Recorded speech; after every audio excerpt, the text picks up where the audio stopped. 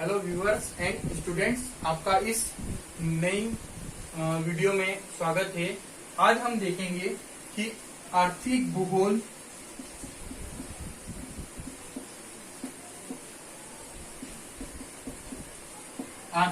की परिभाषा एवं अर्थ, यानी कि आर्थिक भूगोल किसे कहते हैं, इसका अर्थ क्या होता है और इसकी परिभाषा क्या होती है, आज हम इसे जानेंगे।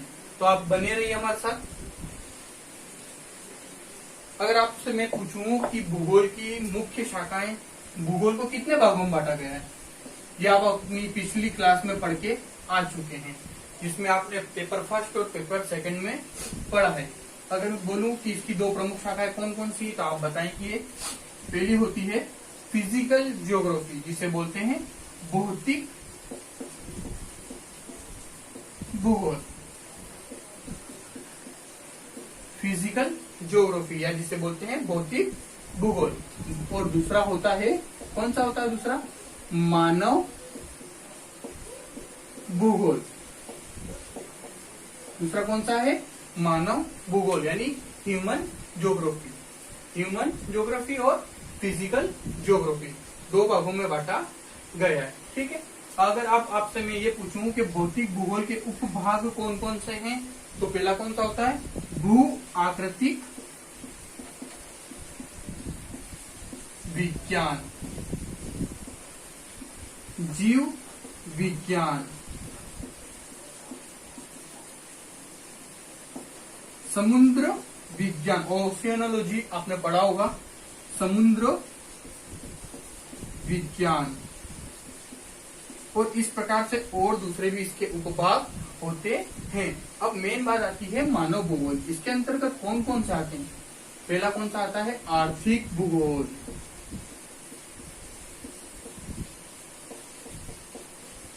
आर्थिक भूगोल यानी कि अपना चैप्टर ही कौन सा है, आर्थिक भूगोल। अब आपको ये पता चल गया कि आर्थिक भूगोल किसके अंतर्गत आता है। तो आर्थिक भूगोल किसकी उपशाखा है, मानव भूगोल की, न कि भौतिक भूगोल की। इसके अलावा अगर इसके अंदर और देखें तो और कौन कौन से होते हैं, सांस्कृतिक भूगोल, और कौन से होते हैं, और भी बहुत सारे इसके अंतर्गत होते हैं। इसमें सामाजिक भूगोल और भी बहुत सारे होते हैं, पर मेन ये अपनों क्या देखना है, आर्थिक भूगोल। ये किसके अंदर आता है, मानव भूगोल के अंतर्गत आता है। हाँ स्टूडेंट्स, जैसे कि भी आपने थोड़ी देर पहले देखा कि आर्थिक भूगोल किसके अंतर्गत आता है, मानव भूगोल के अंतर्गत। आर्थिक भूगोल किसकी शाखा है, मानव भूगोल की शाखा है। अब इसके आगे हम आर्थिक भूगोल का अर्थ और परिभाषा का अध्ययन करेंगे कि आर्थिक भूगोल का क्या अर्थ होता है और क्या परिभाषा होती है। ठीक है, तो पहले देखते हैं हम अर्थ के बारे में। विभिन्न आर्थिक क्रियाओं का भौगोलिक संदर्भ में, विभिन्न आर्थिक क्रियाओं का, आर्थिक क्रियाएं कौन करता है, सभी आर्थिक क्रियाएं कौन करता है, मानव करता है। कहां पर करेगा, प्रकृति में। कहां पर करता है, प्रकृति में। प्रकृति में करता है मानव। उस प्रकृति को अपन क्या बोलते हैं भूगोल की भाषा में, भौगोलिक या भौतिक क्षेत्र में। ठीक है, तब इसे वापिस अपन देखते हैं। विभिन्न आर्थिक क्रियाओं का भौगोलिक संदर्भ में अध्ययन करने वाला विज्ञान क्या कहलाता है, आर्थिक भूगोल कहलाता है। यानी कि वे सभी क्रियाएं जो मानव करता है और आर्थिक क्रियाओं के अंतर्गत आता है, और वो सभी क्रियाएं करेगा तो कहां पर करेगा, किसी स्थल भाग पर, किसी स्थल, जल और वायुमंडल और जैवमंडल, ये सभी कहां पर आते हैं, भूगोल के अंतर्गत आते हैं। ठीक है, भूगोल के अंतर्गत आते हैं। मानव भी किसका भाग है, मानव भी किसमें आता है, भूगोल में। ठीक है, तो इसी तरह जो विभिन्न आर्थिक क्रियाएं होती है वो कहां पर करता है, किसके संदर्भ में करता है, भौगोलिक संदर्भ में करता है। और इसी के अध्ययन करने वाले विज्ञान को क्या नाम दे दिया गया है, आर्थिक भूगोल कहते हैं। ठीक है, नेक्स्ट अपन देखते हैं इसकी परिभाषा। अर्थ और परिभाषा में अंतर होता है। अर्थ उस शब्द का आर्थिक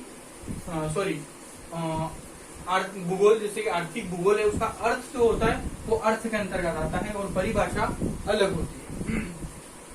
अब अपन देखते हैं परिभाषा कि इसकी परिभाषा क्या होती है।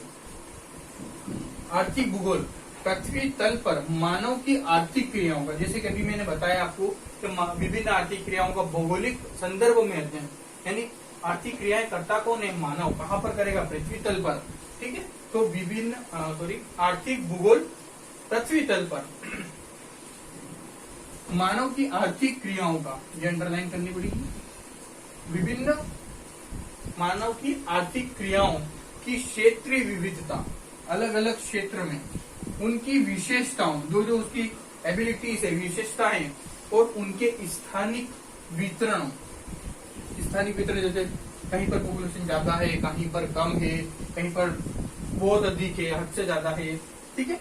और उसके बाद आता है अर्थात उनकी अवस्थितियां, स्टेब्लिशन, कहाँ पर कितनी है, कैसी है, कहाँ पर भौगोलिक कारक ज्यादा है, कहाँ पर भौगोलिक कारक कम है, जल की कहाँ पर उपलब्धता अच्छी है, कहाँ पर पर्वत है, कहाँ पर मैदान है, कहाँ पर पठार है, तो उनकी अवस्थितियां कि कहाँ पर वो अवस्थित है, कहाँ पर स्टेब्लिश है, तथा उनके संबंधों का अध्ययन है। क्या, आर्थिक भूगोल।